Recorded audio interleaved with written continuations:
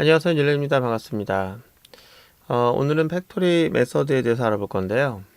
사실은 이제 팩토리 메서드에 대해서 알아본다기보다는 저희가 지난 시간에 추상 메서드를 공부했었는데 그 추상 메서드가 생각보다 쓰이는 곳이 많이 있습니다. 근데 그 추상 메서드 자체로 쓰인다기보다는 어떠한 그 패턴 형태로 사용되는데요.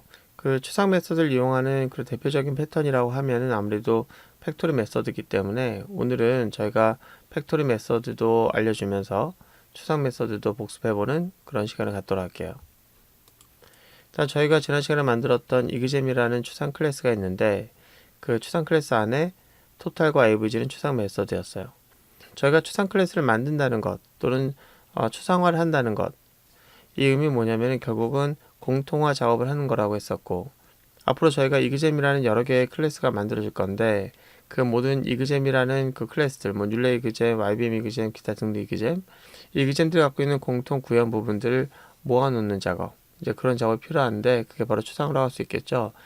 근데 거기에서 토탈과 에브리 같은 경우에는 공통 코드가 아닌데 이제 공통으로 같은 구현 로직을 갖고 있지 않은데도 저기에 올려놓은 이유는 이 추상 클래스 자체는 또 다른 의미가 있죠. 바로 공통 자룡이라는 의미가 있습니다. 그래서 저희가 자룡으로서 이그잼을 쓸 경우에 그것의 의미는 뭐냐면은 모든 이그잼들 일괄적으로 관리하겠다 그런 뜻인데, 토탈과 에브지가 일괄 서비스에 들어갈 녀석이 분명하다면 그 녀석은 구현은 공통이 아니더라도 서비스 항목으로는 공통 자룡에 들어가는 것이 맞다. 그래서 avg와 토탈은 저희가 추상 메서드로 구현했었습니다. 자, 그런데 이렇게 함으로 해서 우리가 어떤 문제가 또 만나게 되냐면은 그 문제부터 좀 보도록 할게요. 저희가 이그잼이라고 하는 그 객체를 사용하고 있는 또 다른 클래스가 있습니다. 그게 바로 이그잼 콘솔인데요. 이그잼 콘솔에서는 인풋이라고 하는 메서드나 또는 프린트라고 하는 메서드에서 이그잼의 기능을 쓰고 있습니다. 특히나 인풋이라고 하는 그 메서드에서 아마 지금 빨간 줄이 거지는 일이 발생할 거예요. 왜냐면은 인풋이라는 녀석 살짝 들여다보면 인풋이 어떤 기능을 갖고 있냐면은 이그잼이라는 녀석을 생성하려고 하는 그런 로직을 갖고 있거든요. 이건 안 되죠. 왜냐면 이그잼이라는 녀석을 추상화했고, 추상화했다라고 하는 것은 결국 뭐냐면은 공통 분모로만 쓰겠다 그런 거기 때문에 이건 이제 오류가 나겠죠. 그래서 이쪽에서는 이 객체 생성 자체가 오류가 나기 때문에 그대로는 쓸 수 없을 거예요. 그러면 어떻게 해야 되냐면은 이 부분에서 이제 만들어야 할 이그잼 객체가 결국은 앞으로 태어날 율레 이그잼이든 YBM 이그잼이든 어떤 이그잼이든 그 이그잼 형태의 클래스를 가지고 생성해야 되는 거예요. 그렇다면 이 녀석이 갖고 있는 코드를 재생하려고 하면은 일단 두 가지 방식이 있을 수 있겠는데요. 첫 번째는 율레 이그잼을 만들고자 하는 그런 프로젝트에서 이 녀석의 소스 코드를 가져옵니다. 소스 코드를. 그래서 여기 부분에다가 소스 코드를 수정하는 거예요. 만약에 율레 이그잼이라는 걸 만들었다고 하면은 얘는 율레 이그잼으로 이제 소스를 고치는 거죠. 그리고 이것을 여기서 같이 만드는 거예요. 그게 첫 번째고요. 두 번째는 이 녀석을 소스 코드를 갖고 오는 것이 아니라 얘를 바이너리로 만들어 놓은 겁니다. 바이너리를 만들어 놓고 대신 이 녀석을 교체할 수 있는 방법을 이제 찾아내는 거예요. 이그잼이라고 한 녀석을 이제 확장해서 율레 이그잼을 만드는 쪽에서 이 녀석의 소스 코드 없이 이 녀석에다가 이 코드를 어떻게 해서든 변경해서 쓸 수 있는 방법을 제공해 주게 되면은 이제 이것을 소스 코드 없이 재사용할 수 있게 되는 거죠. 어떤 방법이 여러분들에게는 더 좋은 방법이라고 볼 수 있겠습니까?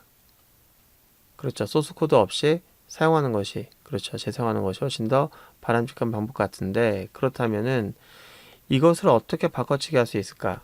어떻게 율레 이그잼으로 바꿀 수 있을까? 그죠? 그런 고민을 하게 되는 거죠. 그런 고민하다 보니까 해결 방법이 나왔고, 그런 해결 방법이 꼭 이럴 때마다 그 같은 패턴을 쓰게 되니까 그걸 우리가 디자인 패턴이라고 해서 매번 쓰는 패턴이라고 하는 것들을 가지고 사람들이 동일하게 그 의미를 이해할 수 있도록 하기 위해서 그 패턴에다 이름을 부여했죠. 그것이 이제 고프의 디자인 패턴이라고 사람들에게 많이 알려졌는데, 나중에 시간이 되면 그 디자인 패턴도 한번 설명드리도록 하겠습니다. 어쨌든 저희는 이 부분을 어떻게 바꿔치기 하게 할 것이냐, 소스 코드 없이, 수정 없이 이걸 바꾸게 할 것이냐. 방법은 여러 가지가 있습니다. 일단 저희가 배운 거는 추상 메서드니까 이 추상 메서드를 잘만 활용하면은 이걸 바꾸는 것이 가능해지기도 합니다. 어떻게 바꿀까요? 이런 방식 쓰면 될 것 같아요. 일단은 앞으로 태어날 율레 이그잼이 있다고 하면은 얘는 얘를 쓸 거잖아요. 그쵸? 그렇다면 이걸 만드는 쪽에서, 이걸 정의하는 쪽에서 이걸 책임질 수 있도록 해주면 될 것 같아요. 이걸 확장을 해서 고칠 수 있는 추상 메소드를 만드는 거예요. 그래서 이쪽은 코드를 이렇게 만들 거예요. 추상 메소드 하나 만들고 여기서는 추상 메소드를 호출하는 방법으로 할 거예요. 이 추상 메소드는 아직 구현된 것이 아니기 때문에 당연히 이 녀석도 추상 클래스가 되어야 되겠죠. 추상 클래스가 되고 추상 메소드를 이용하도록 하고, 그렇게 되면은 당연히 이제 얘를 추상 메소드를 구현하려면은 그것을 상속하고 있는 클래스를 만들어야겠죠. 요 녀석 갖고 있는 인풋에서 객체를 만드는 방법을 자식이 책임지게 하는 방식. 이렇게 하면은 무난하게 이 녀석을 재사용했다고 볼 수 있겠죠.